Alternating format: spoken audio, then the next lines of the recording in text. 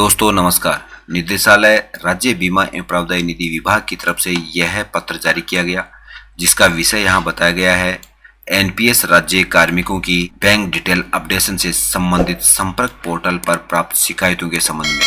साथियों, विदित है कि यहाँ एनपीएस कार्मिक जो कि 1 अप्रैल 2004 के पश्चात नियुक्त कार्मिक हैं, उनकी एनपीएस को समाप्त कर और माननीय मुख्यमंत्री महोदय के द्वारा ओपीएस लागू कर दी गई है।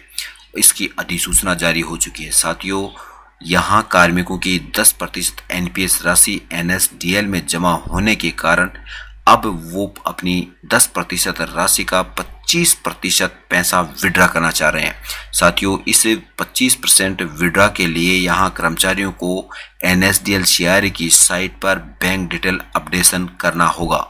बैंक डिटेल अपडेशन की प्रक्रिया करते समय उनकी रिक्वेस्ट को अभी भी पेंडिंग रखा गया है। साथियों, इसी पेंडिंग रिक्वेस्ट के कारण कर्मचारियों के द्वारा परेशान होने के बाद संपर्क पोर्टल पर शिकायत की गई है। साथियों, उस संपर्क पोर्टल पर जो शिकायत की गई है उसी के समाधान के लिए यह पत्र यहाँ निदेशालय राज्य बीमा और प्रावधायी निधि विभाग के द्वारा जारी किया गया। इस पत्र में जो कार्मिकों की डिटेल अपडेट नहीं की जा रही है बैंक संबंधी, उसके संबंध में यहाँ स्पष्टीकरण यहाँ निदेशालय की तरफ से दिया गया है। यहाँ बताया गया है कि उपर्युक्त विषयांतर्गत अनेक जिला कार्यालयों द्वारा अवगत कराया गया है कि राज्य के एनपीएस अंशदाताओं की एनएसडीएल पोर्टल पर बैंक डिटेल अपडेट नहीं किए जाने पर संपर्क पोर्टल पर अनेक कार्मिकों के द्वारा यहाँ शिकायतें प्राप्त हुई। इस संबंध में यह उल्लेखनीय बताया कि माननीय मुख्यमंत्री महोदय राजस्थान सरकार की बजट घोषणा वर्ष 2022-23 के अनुसार दिनांक 1 अप्रैल 2022 से राज्य कर्मचारियों के लिए एनपीएस योजना को समाप्त की जाकर पुरानी पेंशन लागू कर दी गई है।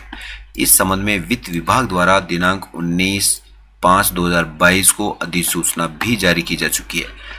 चूंकि दिनांक 1 अप्रैल 2022 से राज्य कर्मचारियों के लिए एनपीएस योजना समाप्त कर दी गई है।